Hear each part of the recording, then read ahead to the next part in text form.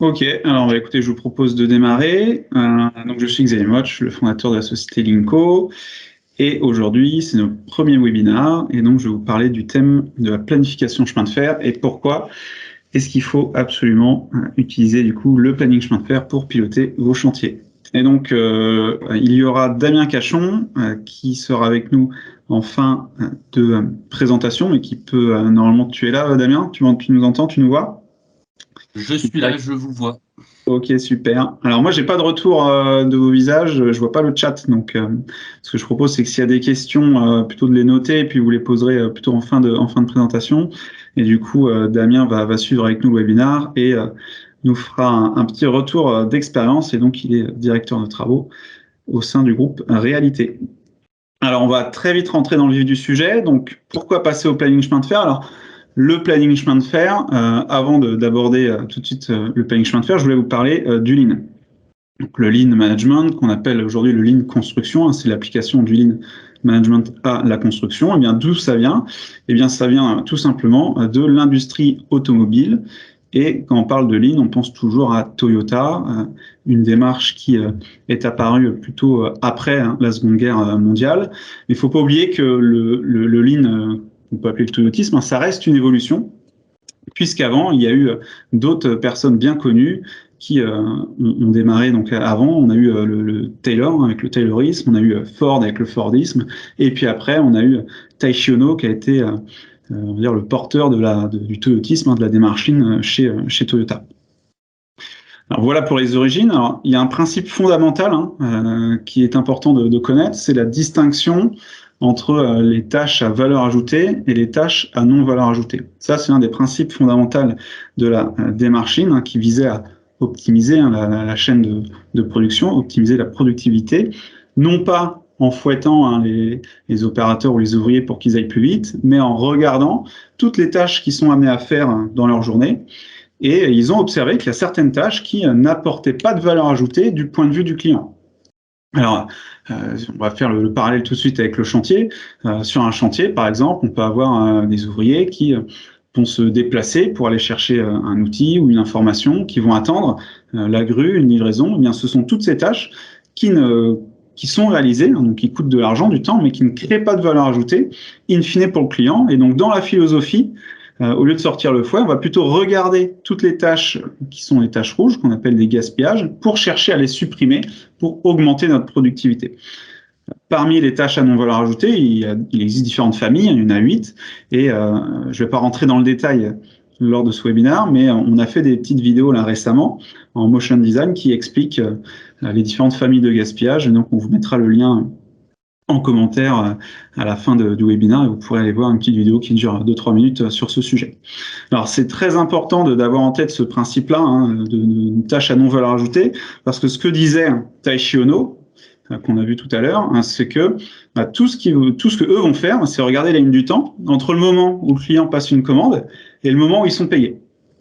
Et ils vont chercher à réduire cette ligne du temps en supprimant toutes les tâches qui ne créent pas de valeur. Et c'est vraiment essentiel d'avoir en tête cette philosophie, d'aller chercher à supprimer les tâches qui ne créent pas de valeur ajoutée. Et ces tâches-là, on les a aussi, bien entendu, sur un chantier.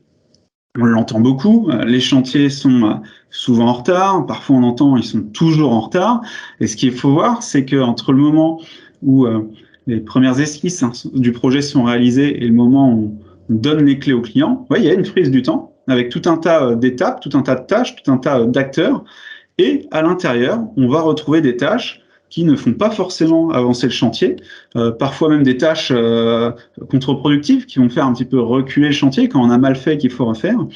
Et d'ailleurs, il y a une statistique qui avait été réalisée par le cabinet McKinsey.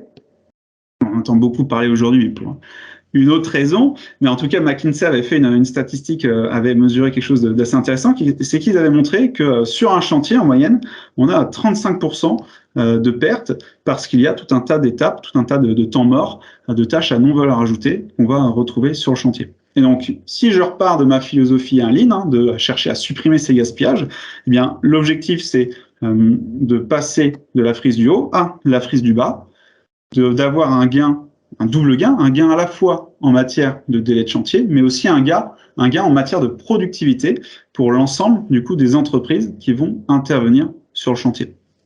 Et donc c'est en chassant les tâches rouges, les tâches à non-valeur ajoutée, les gaspillages, qu'on va réussir à comprimer ici le délai de chantier et améliorer notre productivité.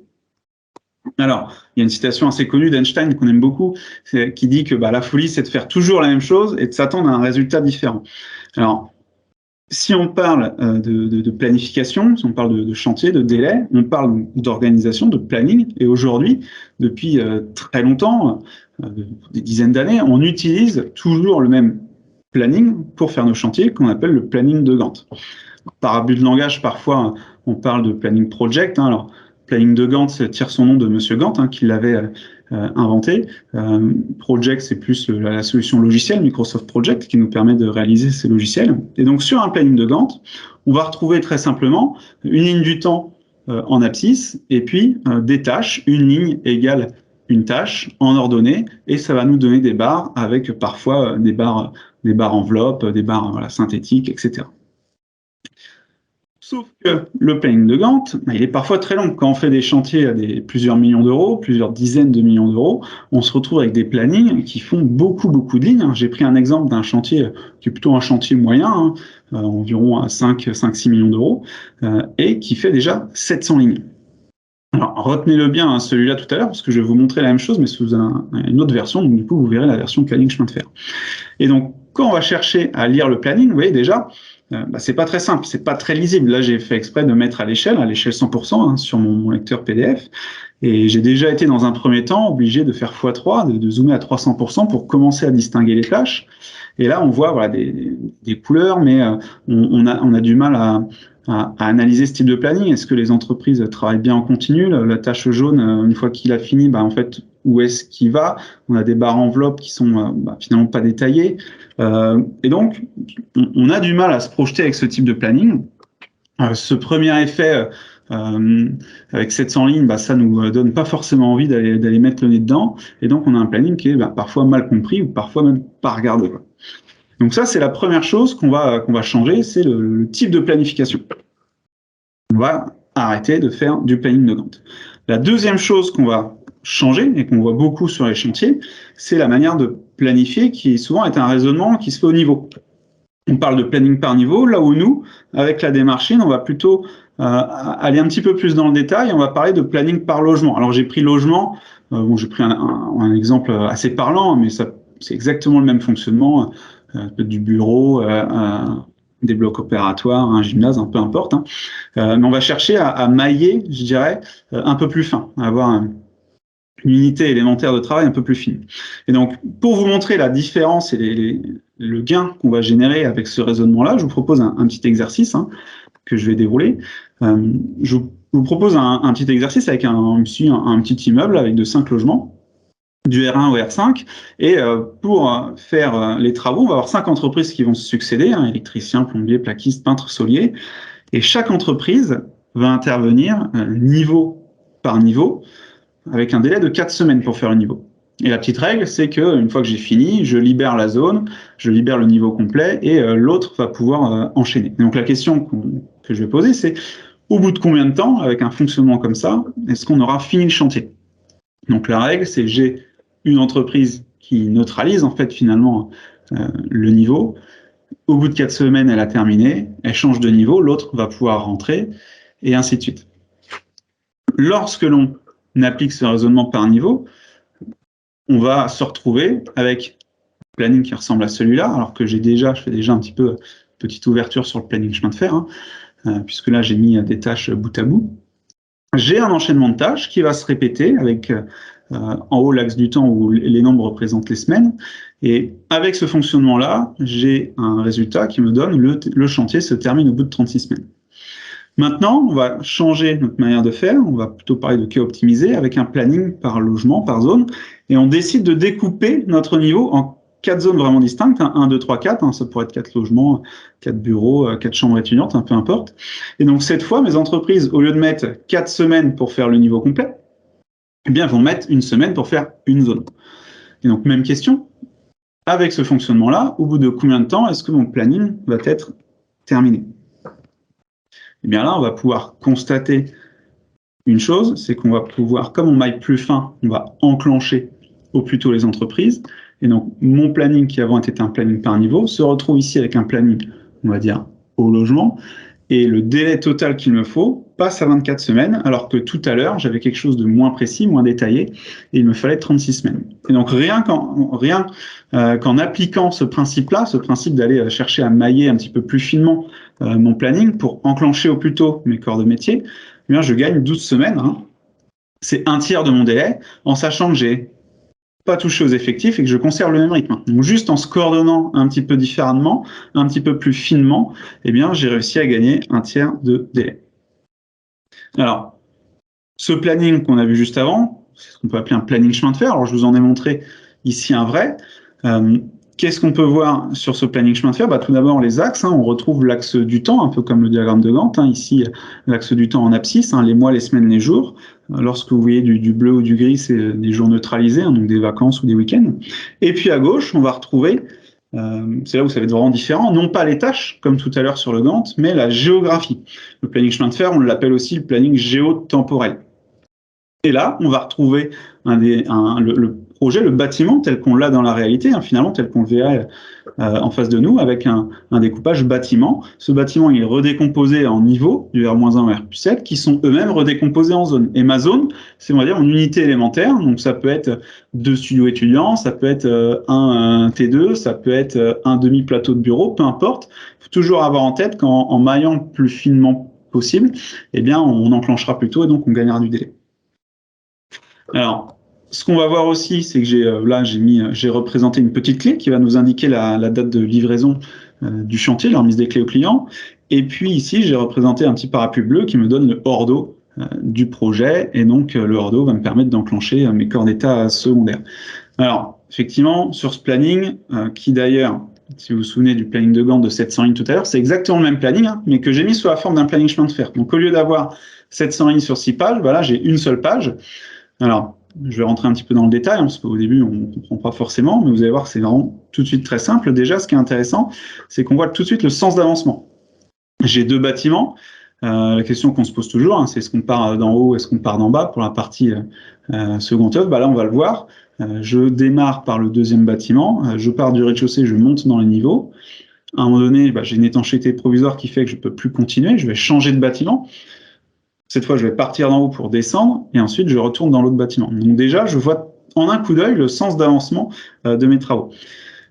Petite précision, là, on a uniquement la partie second œuvre. Alors souvent, on démarre, quand on se met au planning chemin de fer, on démarre là-dessus, parce que le second œuvre, c'est là où il y a le plus de corps de métier, c'est là où il y a le plus de coactivité, donc c'est là où il y a matière à mieux coordonner, et donc à chercher à gagner pas mal de délais. D'accord, mais je vais vous montrer des plannings qui sont complets et qui englobent toutes les phases.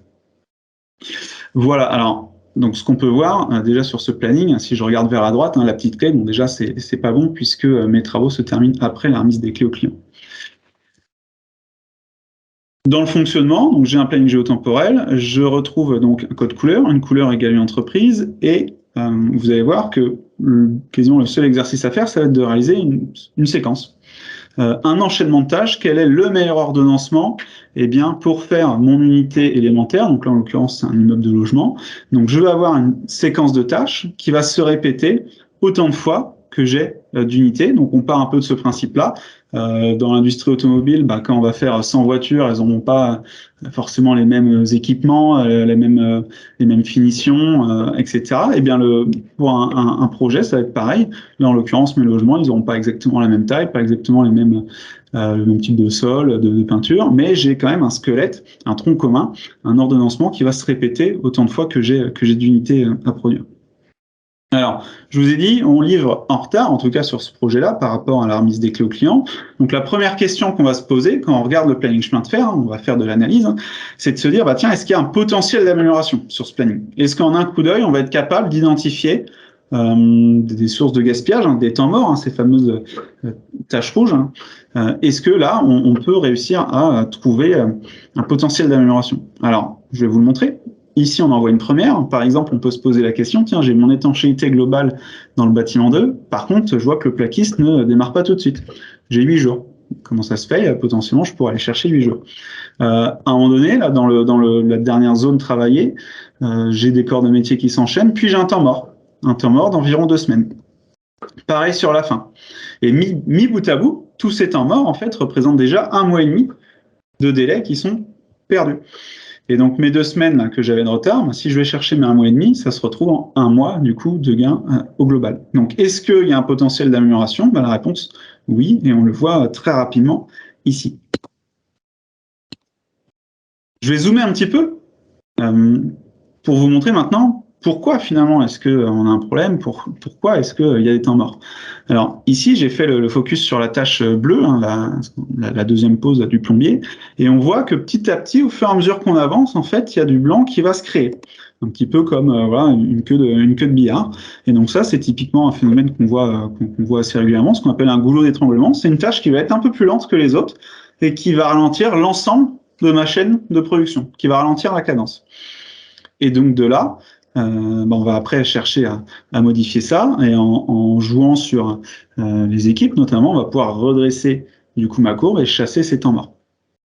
Autre phénomène qu'on va pouvoir regarder, autre point de vigilance, on va toujours regarder est-ce qu'il y a une continuité du flux de production pour mes entreprises. Et là, je le vois, la tâche 12, qui était une tâche d'électricité, ou la tâche 17, qui était une tâche de finition de peinture, on voit que par moment, ça s'enchaîne, j'enchaîne 3 jours, et je m'arrête 3 jours. J'enchaîne 3 jours, je m'arrête 3 jours. Et ça, c'est pas bon.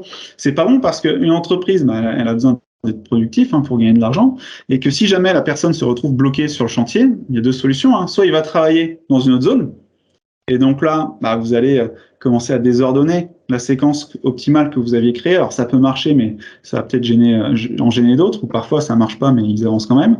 Ou alors pire, je dirais, l'entreprise va quitter le chantier et c'est pas dit qu'elle revienne au bout de 3 jours comme prévu au planning, quoi. Une fois qu'elle est partie, elle revient pas forcément tout de suite, quoi. Et donc c'est quelque chose qui est hyper important dans la démarche et dans la planification de chemin de fer, c'est toujours chercher à donner un flux continu de travail aux entreprises. C'est-à-dire que je suis patron d'une boîte de sol, ça va être hyper simple pour moi dans ma gestion. Si vous me dites, Xavier, du 1er janvier au 31 décembre, tu as 2 personnes qui viennent pour poser du sol et elles travaillent sans s'arrêter, quoi. Pour moi, c'est royal. Inverse, quand j'ai de la discontinuité, qu'est-ce qu'elles vont faire? Où est-ce que je les mets? Je switch sur mes différents chantiers et ça va désorganiser le chantier. Autre phénomène qu'on va pouvoir voir, pareil, quand on identifie les risques ou quand on cherche à chasser les temps morts, là on le voit ici, on a des triangles blancs qu'on voit apparaître. Alors ça, c'est parce qu'il y a certaines entreprises qui vont nous dire, écoutez, moi, votre fonctionnement avec votre logement par logement, ça me convient pas trop, j'ai besoin d'un peu de volume. Parce que je viens vite, parce que j'ai des grosses machines, j'ai prévu de produire beaucoup en peu de temps. Et donc, on a des entreprises, on appelle ça une production par lot, qui ont besoin de volume, donc tout un niveau de logement, 3 plateaux de bureaux, etc. Et donc, forcément, il va falloir avant libérer l'ensemble des zones pour que ces entreprises puissent intervenir. Et donc, ça va créer ici des triangles de blanc qui sont des temps morts, qui seront perdus pour l'ensemble du chantier. Donc après, ça, c'est important de l'identifier. Et puis après, c'est toujours des calculs aussi économiques.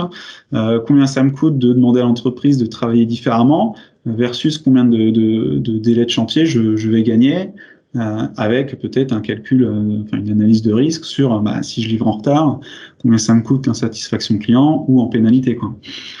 Quand ça nous est arrivé d'accompagner des chantiers où les pénalités c'était 20 000 euros par jour calendaire. Donc forcément, quand on peut potentiellement gagner 2 mois en demandant aux peintres de travailler au rouleau plutôt qu'à la machine, là, tout de suite, on a des leviers de négociation plus intéressants. Donc voilà, en tout cas, très rapidement, comment on peut déjà identifier les temps morts, ces fameuses taches rouges qu'on voyait dans ma frise chronologique, et après, se questionner et chercher à les supprimer. Alors là, je vous ai montré un autre planning. Là, c'était un planning de chambre étudiante. Et là, ce qui est intéressant, c'est qu'en un coup d'œil, avec la planification de chemin de fer, si je vous pose la question, est-ce que vous identifiez un goulot d'étranglement, une entreprise qui fait ralentir finalement le chantier, ou vous identifiez un potentiel de gain de 1 mois et demi, 2 mois, en fait, ça saute aux yeux. On le voit tout de suite ici. On le voit ici, et la raison a été simple. Dans premier bâtiment, je posais du sol souple. Après, on passe sur du carrelage, donc c'est un peu plus long à poser, hein, le carrelage. Sauf que l'effectif ne changeait pas, donc forcément, goulot d'étranglement, on va mettre plus de temps. Et donc après, ce qui a été fait, c'est qu'on a mis 2 équipes pour l'équipe de carrelage, et donc mon temps mort a disparu, hein, ma courbe s'est redressée, et donc on a chassé le goulot d'étranglement et on a gagné ces fameux 2 mois. Le planning avait un petit peu changé puisqu'on avait changé, vous savez, l'ordre d'avancement. Voilà, on avait démarré par le bâtiment du haut, puis fini en bas finalement, mais là on voit bien qu'il n'y a plus de goulot d'étranglement. Un autre planning chemin de fer que je peux vous montrer. Donc là, c'est un planning complet, hein. Gros œuvre, on voit le gros œuvre ici en gris, on voit le clos couvert ici, et puis le second œuvre ici. D'accord? Donc on peut vraiment mettre toutes les phases sur un planning chemin de fer, hein. Et là, ce qui va être intéressant, si je zoome sur cette partie second œuvre, donc vous voyez, on voit qu'il y a plein de couleurs, donc plein de coactivité, plein de coordination à aller maîtriser. Là, la question qu'on va se poser, qu'est-ce qu'on va pouvoir faire comme analyse? Moi, je vois un gros risque. C'est-à-dire que je vois 2 blocs bien distincts sur la partie second œuvre qui sont séparés. Il y a une rupture, il y a une discontinuité de 8 semaines. Et donc, ça veut dire que quand je vais démarrer mon chantier, un petit peu un top départ, hein, l'ensemble de mes corps de métier vont arriver, ils vont s'enchaîner, et à un moment donné, tout le monde va partir un par un pendant 8 semaines. Et qu'est-ce qui me dit qu'au bout de 8 semaines, tout le monde va revenir au bon endroit, au bon moment? Voilà, rien. Et ça, c'est extrêmement risqué, et c'est important de le voir tout de suite. Et à partir de là, on va pouvoir avoir deux possibilités, hein. La première possibilité, c'est de se dire, on démarre trop tôt finalement. C'est peut-être mieux de décaler ça vers la droite pour donner un flux continu global. Donc là, psychologiquement, je vous avoue que c'est toujours un peu dur, hein. On entend beaucoup ce qui est fait n'est plus à faire. Donc quand on est pilote de projet, on a du mal à se dire, je vais retarder le démarrage, hein. Mais parfois, retarder le démarrage, ça nous permettra de gagner au global. Ou alors l'inverse. Ou alors je vais me dire, tiens, je vais plutôt ramener vers la gauche la deuxième phase, et là, je vais clairement gagner du délai. Après, il faudra voir avec les autres corps de métier, l'étanchéité, le gros œuvre, comment ça suit. Mais oui, on a déjà, visuellement, tout de suite, on voit qu'on va rencontrer un problème, et à nous de prendre des solutions. Ça peut être un juste milieu. Voilà. Alors, pourquoi planning chemin de fer? Alors, j'ai été regarder un petit peu dans les archives. Alors là, ce qu'il faut savoir, donc là, je vous présente un graphique de circulation, hein. Donc, c'était à l'époque les gardes-barrières, hein, qui devaient lire des graphiques de circulation où on avait la courbe, hein, finalement, la pente de la courbe, ça représentait la vitesse du train. Et donc, c'est de là qu'est venu planning chemin de fer, hein, graphique de circulation. Et aujourd'hui, hein, c'est toujours comme ça qu'on fait, hein.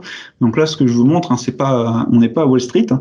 On est au centre opérationnel transilien de Paris-Est, hein, avec des graphiques de circulation et le régulateur, hein, qui est là, qui veille à ce que tout fonctionne bien. Donc, si je reprends mon gros planning là de tout à l'heure complet, je retrouve un petit peu cette notion de courbe avec le gros œuvre, ici les menuiseries, ici les colonnes montantes du plombier, ici toute la partie second œuvre. Donc vous voyez, ça ressemble vraiment à un graphe de circulation. Puis on va regarder si mes courbes elles vont pas se croiser, si il n'y a pas un goulot d'étranglement, auquel cas il y a une courbe qui a une pente très douce, etc.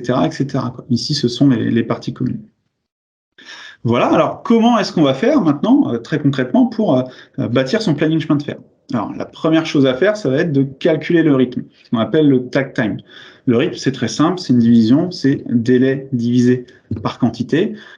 C'est le rythme à laquelle il faut aller pour honorer la commande du client. Exemple très simple, il faut faire 100 logements en 100 jours. Vous avez 100 jours pour faire 100 logements, voilà, tous les jours, il faut faire un logement. Un petit peu plus complexe que ça, mais si je simplifie, c'est ça dans l'idée. Donc mon délai, je l'ai, mais ma quantité, comment ça va être? Et c'est là où on va commencer en général à sortir nos plans, faire ce qu'on appelle un zoning, où je prends vraiment l'exemple très simple, une zone c'est un logement, mais parfois je vais être sur du bureau, parfois sur de la chambre étudiante, et donc je vais décider que mon unité élémentaire, ma maille, finalement, ça va être peut-être 2 studios étudiants, hein. Plus on va mailler fin, plus ça va être favorable pour le délai.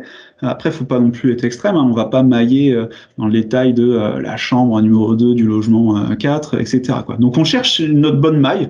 Donc, souvent, on la trouve en fonction de la durée des tâches, hein. Si les durées de tâches sont de l'ordre de 1-2 jours, on sait qu'on est sur une maille plutôt cohérente. Si on a des tâches qui durent 10 jours, là, on sait qu'on a pris des mailles bien trop grandes, quoi. Donc, on fait notre petit zoning comme ça. Et puis après, on divise, on compte, hein, le nombre de zones, hein. Donc on va dire 100. J'avais 100 jours, je dois faire 100 zones, donc tous les jours, je dois avancer d'un cran. Ça, c'est la première étape, le calcul du takt time. La deuxième étape, il va falloir maintenant séquencer mes tâches. C'est le fameux petit train. Donc, on est sur un immeuble de logement ou de bureau, j'ai un enchaînement de tâches, et ce qu'il est important de comprendre, c'est que chaque tâche doit maintenant avancer au même rythme. C'est-à-dire que si mon rythme, c'est tous les jours, il faut que j'avance d'un cran, c'est-à-dire que toutes les entreprises à l'intérieur de ma séquence doivent aussi avancer d'un cran. S'il y en a une qui est plus lente que le rythme, elle devient ce qu'on appelle un goulot d'étranglement, et elle va ralentir l'ensemble de ma chaîne. Donc c'est très important d'avoir ça en tête. C'est pas chaque entreprise qui va dire moi il me faut 4 jours parce que je suis 2, moi ça va être 8 parce que là j'en ai qu'un. Non, tout le monde doit avancer au même rythme, un jour. À vous de dimensionner votre équipe pour que vous puissiez avoir ce rythme-là. Une fois qu'on a fait ça, donc c'est un travail qui peut être fait en amont, qui peut être fait avec les entreprises dès le départ, ou qui peut être revu avec les entreprises, mais d'une manière générale, on impliquera toujours les entreprises, hein, puisque c'est une démarche qui se veut collaborative, et puis que la séquence, le meilleur ordonnancement va être défini par tout le monde, et ce qui est bien, c'est que finalement, ça devient leur planning. C'est plus notre planning qu'on impose, c'est leur planning qu'elles ont bâti ensemble. Une fois qu'on a fait ce planning, il va falloir le piloter, le suivre. Donc, on va essayer de ne pas faire comme notre mascotte Rocco, courir après, mais on va chercher donc à opérationnaliser notre planning. Et pour ça, on va mettre en place un planning collaboratif. Alors, on le voit sur certains chantiers, vous l'avez peut-être déjà vu avec des post-it. Ce qu'on va faire finalement, c'est un zoom à 3-4 semaines de notre planning chemin de fer, et où on va se voir avec l'ensemble des entreprises, notamment les équipes terrain, les chefs, hein, les chefs principalement, et on va animer comme ça pour affiner notre planification. Donc la troisième étape, c'est de mettre en place ce planning collaboratif. On va dimensionner tout ça, et la quatrième étape, ça va être de faire ce suivi hebdomadaire, où on va avoir ce recalage du planning, mais pas un recalage avec un planning qui glisse tout le temps vers la droite, mais on va piloter tout ça avec des indicateurs qui seront propres à la démarche. On parlera de buffer, on parlera de PPT, par exemple. Et donc, ça va nous permettre d'avoir des alertes immédiatement dès que ça dérive, quoi. Ça, c'est un gros point fort. Dès qu'il y a une dérive, je vais pouvoir l'identifier et donc forcément mettre l'action corrective qui va bien. Voilà. J'ai terminé la présentation. J'espère que, en tout cas, ça vous a donné envie de passer à une autre manière de planifier. Et je vous propose du coup, à présent, un petit échange, hein, avec Damien Cachon, qui va nous faire part de son grand retour, son retour d'expérience. Damien, est-ce que tu es toujours là? Je me suis pas endormi, c'était très bien. C'est gentil, c'est gentil, c'est un bon signe déjà. Alors Damien, est-ce que tu peux nous dire, tu peux te présenter en 30 secondes, quel est ton parcours, par où... Rapidement, moi j'ai démarré ma carrière chez Vinci Construction France en 2009 en tant que conducteur travaux. J'ai évolué au sein du groupe Vinci de conducteur travaux principal puis directeur travaux à l'agence de Rennes. Et pendant ces 12 années, j'ai pu participer à plusieurs opérations, principalement du neuf, aussi bien des logements, un hôpital, des bureaux, une résidence étudiante, mais également une opération de réhabilitation sociale en milieu occupé. Ok. Et puis l'année dernière, j'ai décidé de rejoindre le groupe Réalité en tant que directeur travaux Bretagne, au sein de la team Réalité Bulltech Ingénierie. Ok, qui est la partie maîtrise d'œuvre. Exactement. Okay. Donc, je passe du côté entreprise générale à de la maîtrise d'œuvre en corps d'état séparé du coup. Ok, très bien. Ça, tu vas pouvoir nous expliquer peut-être à la fin les différences, hein, que tu peux voir entre l'entreprise générale et le côté promotion. Quand tu étais donc chez Vinci, tes premiers chantiers, tu les as plutôt planifiés avec le planning de Gantt. Ça t'a démarré comment? Alors, j'ai démarré sur du Gantt. ce que tu disais tout à l'heure, avec des plannings qui faisaient des pages et des pages, Ouais. que je passais mon temps à le recaler, et à le modifier, et puis à essayer d'expliquer aux entreprises qu'elles devaient travailler à certains endroits et à certains moments. Je me suis aperçu que bon nombre d'entreprises soit le regardaient pas parce qu'il était trop compliqué, soit ils ne savaient pas le comprendre ou le lire. On le pointait, on le transmettait. Les entreprises ne voyaient pas forcément qu'il y avait du retard ou il y avait de l'avance parce que ça peut aller dans un sens comme dans l'autre. Et donc on avait pas mal de pertes en ligne, des entreprises qui avaient du mal à planifier et à anticiper des sujets de commande, malgré le fait de mâcher le travail en écrivant dans des comptes rendus les dates à laquelle elles doivent intervenir. En gros, on exportait ce qu'on avait sur le planning Gantt pour l'intégrer dans notre compte rendu de chantier afin on va dire d'anticiper un maximum de choses pour qu'elles puissent faire leurs commandes, prévoir les équipes, etc. Et c'était toujours très compliqué, comme tu le disais, du mal à finir dans les temps. En tout cas, le dernier mois était toujours dans la douleur. On avait l'habitude de dire que par la porte ou par la fenêtre, il fallait que ça se termine. On livrait en temps et en heure, au final, dans la douleur et avec une qualité qui n'était pas forcément optimale.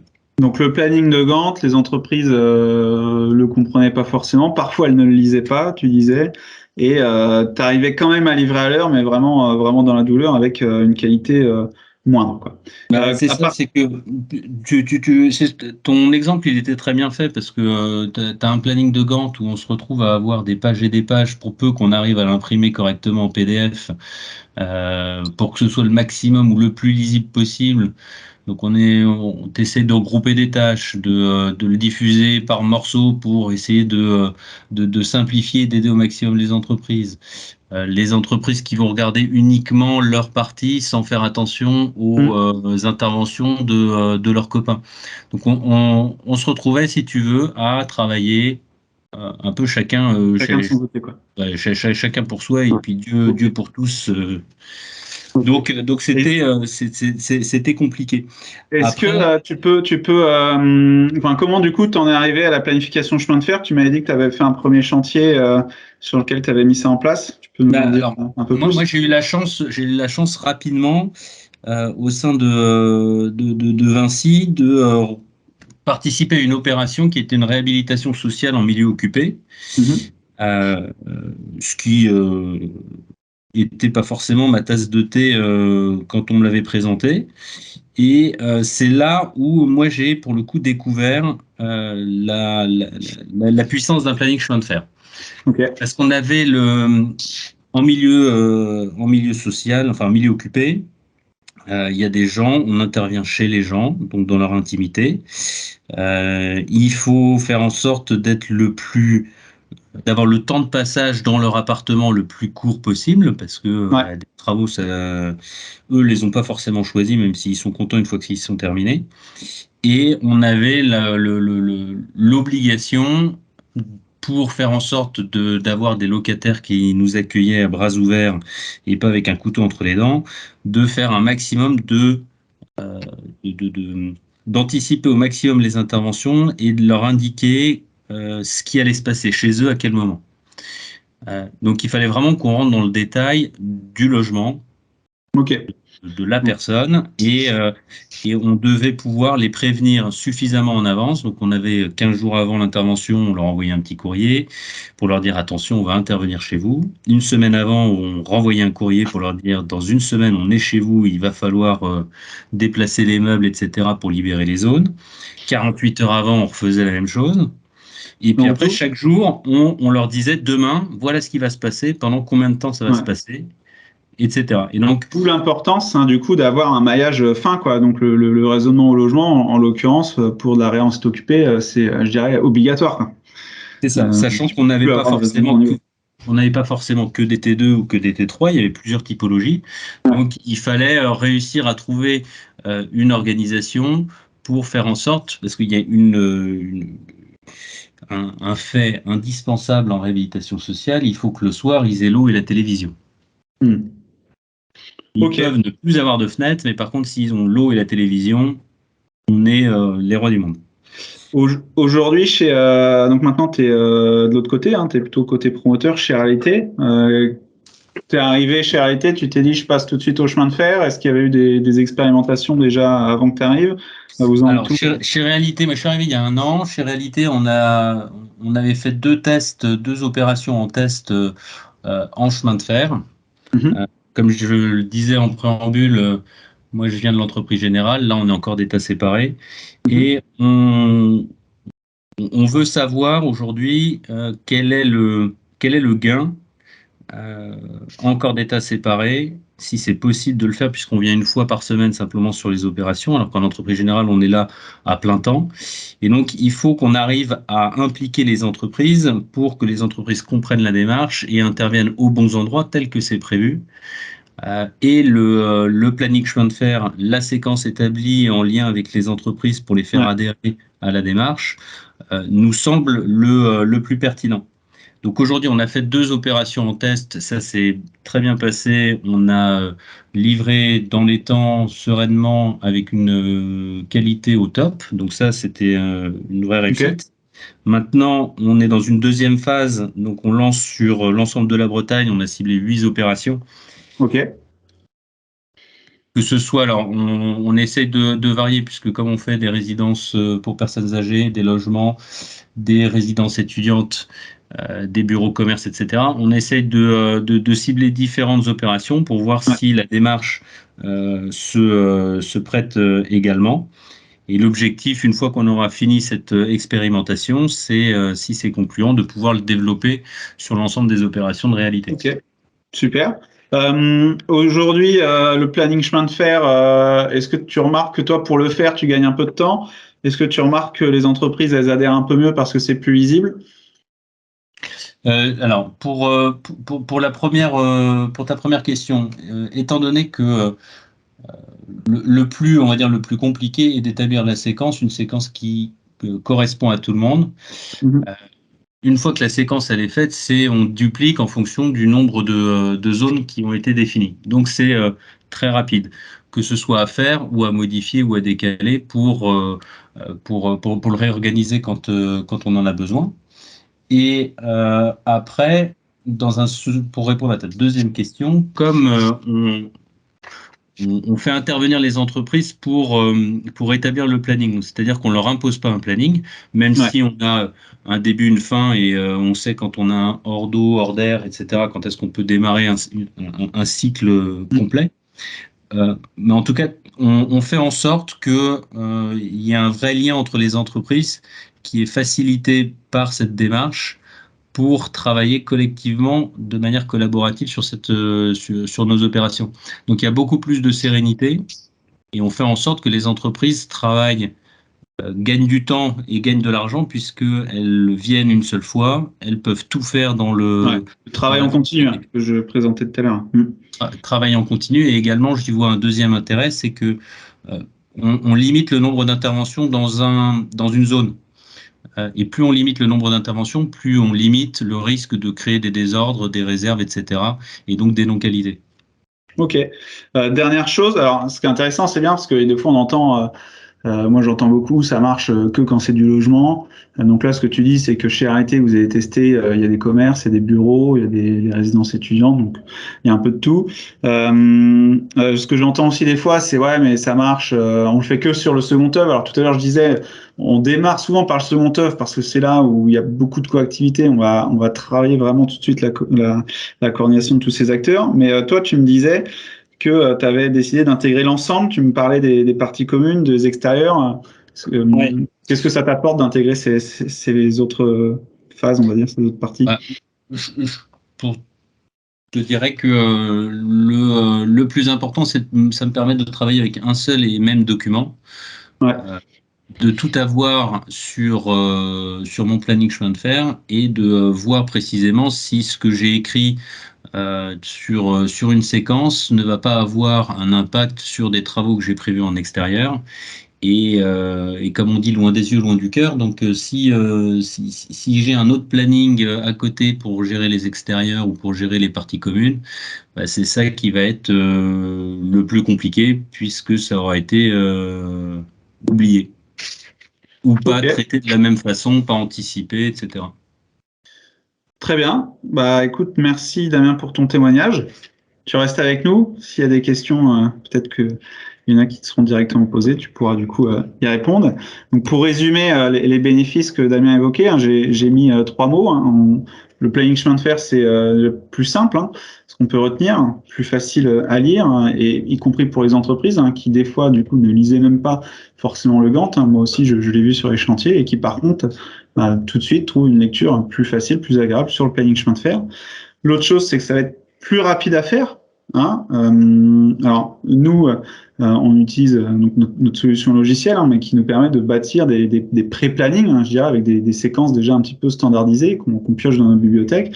Et en 30 minutes, on peut déjà faire une simulation d'un premier planning qui sera après, bien sûr, revu avec les entreprises, mais donc ça va tout de suite beaucoup plus vite. Et puis, il sera plus optimisé. Et là, pourquoi plus optimisé? Parce que en un coup d'œil, on arrive à identifier les temps morts, hein, les risques aussi des entreprises qui travailleraient en discontinu. On va faire des simulations pour chercher le meilleur planning et donc soit chercher à sécuriser notre planning, soit chercher à gagner 10, 15, 20% de délai pour être peut-être meilleur que le chantier d'à côté, quoi. Alors, c'est vrai qu'un planning, on le voit beaucoup en papier sur les chantiers. Là, ce qu'on a mis effectivement à peine imprimé, si vous le trouvez déjà obsolète, donc c'est là où le numérique aujourd'hui arrive de plus en plus dans la construction. Et donc, avoir ce planning numérique va pouvoir nous permettre de le mettre à jour en continu. Et c'est ce qui me permet d'introduire du coup Inco. Donc aujourd'hui, Inco, en plus d'être organisme de formation et d'accompagner les chantiers au déploiement de la démarche Lean, on est aussi donc éditeur de logiciels. On a une suite logicielle de 3 solutions. La première est une solution d'analyse chronométrée, hein, plutôt destinée à l'amélioration des postes de travail. La deuxième est une solution qui va permettre de gérer les réclamations post-livraison. Donc là, on est plus dans de la procédure, on appelle ça le Lean Office. Hein. Et bien entendu, une solution logicielle de planification pour faire de la planification de chemin de fer et après piloter, non pas comme recours en cours après le planning, mais avec du coup des indicateurs qui nous donneront tout de suite des alertes. Donc on est chez Lincoln, on est 15 maintenant, donc c'est une société que j'ai créée il y a un petit peu plus de 5 ans. Et on a accompagné une centaine de chantiers dans 4 pays. Et alors, ce qui est aussi important, c'est que, voilà, quel que soit le profil, hein, entreprise générale, promoteur sur des chantiers en eau séparée, maître de vos PC, chantier de bureau, de logement, EHPAD, stade, il n'y a pas de limite en fait. Hein. On peut appliquer la démarche Lean partout. Voilà, bah écoutez, j'espère que ce premier webinaire vous aura plu. En tout cas, c'était un plaisir de partager tout ça avec vous. Et puis, du coup, avec Damien, on est disponible pour répondre aux questions si vous en avez.